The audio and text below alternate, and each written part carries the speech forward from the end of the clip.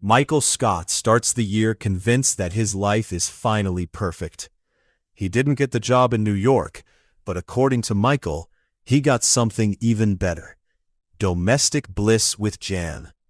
He proudly talks about coming home to Jan, breakfast, and their peaceful life together. In his mind, everything at Dunder Mifflin is also going perfectly. Jim is back, Ryan is working at corporate, and Dwight and Andy are doing great in sales. Michael is feeling blessed. Then the office gets some shocking news. Meredith has been hit by a car.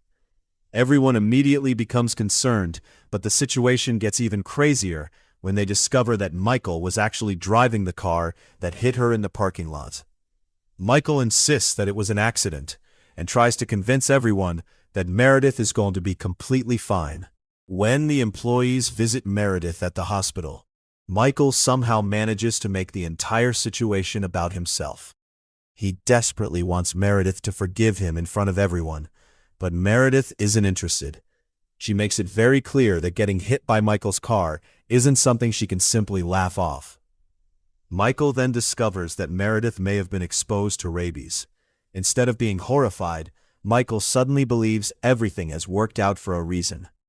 He convinces himself that hitting Meredith with his car may have actually saved her life because she ended up getting checked out at the hospital.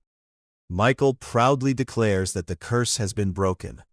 But the chaos doesn't stop there. Back at Michael's house, Jan is trying to show Pam what their new domestic life looks like.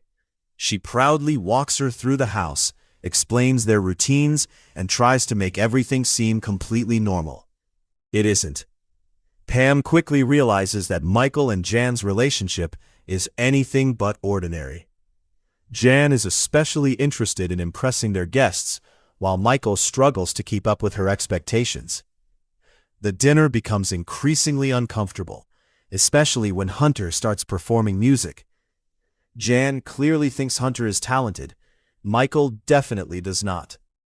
He becomes jealous and starts criticizing Hunter's abilities, leading to an argument that quickly turns into a ridiculous competition about their careers and accomplishments. The evening gets even worse when Jan accidentally destroys a very expensive television. Suddenly, the peaceful dinner turns into a full-blown disaster. Meanwhile, Michael decides to participate in a charity 5K race to raise awareness about rabies.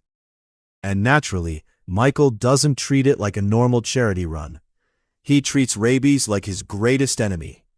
Michael becomes convinced that finishing the race will prove his strength and determination. He struggles through the course, becomes exhausted, and eventually believes he is literally fighting against one of the world's most dangerous diseases.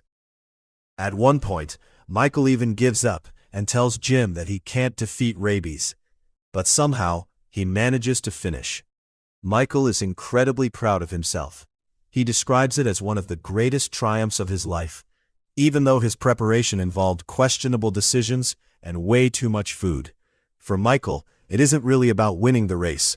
It's about proving that he can overcome something. Then Michael faces another major problem: the legal case involving Jan. Michael is called in for a deposition regarding Jan's termination. He tries to answer the questions professionally, but his personality immediately gets in the way. The lawyers begin asking about Michael and Jan's relationship, and Michael gives increasingly complicated answers about when their relationship actually started. Then things get much worse. The lawyers bring out Michael's personal diary. Michael is horrified. The diary contains embarrassing details about his relationship with Jan, and now everyone in the room gets to hear them. Michael desperately tries to protect his privacy, but the lawyers explain that the diary is part of the legal discovery process. Michael is absolutely devastated. Eventually, Michael and Jan argue about the situation. Jan points out that Michael has also crossed some serious boundaries in the past, so they eventually decide to call it even. But just when Michael's legal pee seemed to be settling down, he discovers a new obsession: Justin. Justin is a college intern visiting the career fair, and Michael immediately decides that he's special. Michael starts treating Justin like he's the future of Dunder Mifflin. He introduces him to everyone in the office, talks about his potential, and even starts imagining him becoming part of the Dunder Mifflin family.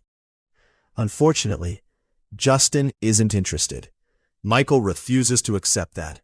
He follows Justin around and tries to convince him that Dunder Mifflin is better than every other company at the career fair. Michael insults other businesses, questions their careers, and gives Justin a completely unfiltered sales pitch. Eventually, Michael stands in front of the crowd and makes one final attempt to recruit interns. He proudly announces that Dunder Mifflin doesn't offer college credit. It doesn't offer much money either. But according to Michael, it's still an amazing place to work. He asks if anyone wants to join. Silence. Nobody raises their hand. Michael is crushed. Still, he refuses to completely give up. Because that's Michael Scott. He can turn a car accident into a miracle, a charity race into a battle against rabies, a legal deposition into a comedy show, and a college career fair into a desperate recruitment campaign. By the end of it all, Michael hasn't exactly had a normal week. But for Michael Scott, that's probably the closest thing to a normal week he'll ever get.